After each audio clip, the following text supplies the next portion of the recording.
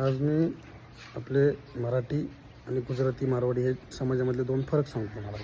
मी स्वतः काम केलेलं आहे, त्यामुळं दोन्हीकडे केलेलं आहे. मराठी माणसाकडे बी केलेलं आहे आणि जैन लोक असतात, मारवाडी लोक असतात त्यांच्याकडे बी काम केलेलं आहे मी.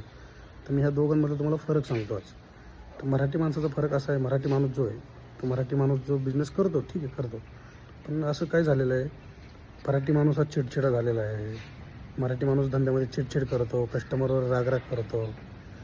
या सगळ्या गोष्टी बघितल्या मी, पण त्याच गोष्टीचं हे केलं आपण दुसऱ्या समाजाचं, म्हणजे मारवाडी झालं, जैन झालं, तर ती लोक एवढी पेशन्स असतो त्यांच्यामध्ये. एकदम कस्टमरला बी त्याप्रमाणे हँडल करणार, एकदम पेशन्स ठेवणार बिझनेसमध्ये, चिडचिड नाही काय नाही करणार. ह्या गोष्टी सगळ्या कंपल्सरी करतात ते.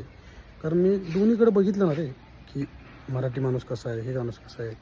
मग त्यामुळं कळतं की आज काय सिच्युएशन आहे दोघांची पण. मराठी माणूस कुठे आज धंद्यामध्ये, आणि जैनवाला झाला, मारवाडी झाले, ही लोक गुजराती लोक झाली, ही धंद्यामध्ये कुठे आहेत आज. तर ह्या गोष्टी आपल्याला आज कळतात की काय नक्की ह्याच्यात काय आहे आणि त्याच्यात काय. त्यामुळं भावांनो, पेशन्स ठेवून काम करा. आता आपल्याला ठीक आहे, आपली चुकी नाही म्हणा, आपण आपल्या धंद्यात आपणच पहिले असतो, आपल्या पिढ्या नसतात धंद्यात, त्यांच्या पिढ्या धंद्यात असतात, किंवा त्यांना ती वागणूक भेटते, त्यांना ते संस्कार भेटतात, आपल्याला ते कुठं ना कुठं तरी कमी पडतात. त्यामुळं आपण बी ते धंदा जरी करायचा असेल तरी आपण एकदम पेशन्स ठेवून ह्या सगळ्या गोष्टी ठेवून करावं लागेल. कारण त्याशिवाय ऑप्शन नाही. आणि रिस्क नाही भाऊ, रिस्क तर घ्यावंच लागणार सगळ्यांना आयुष्यात. काय 2 टाईमची तर भिकारी बी तो गोळा करून खातो, ठीक आहे.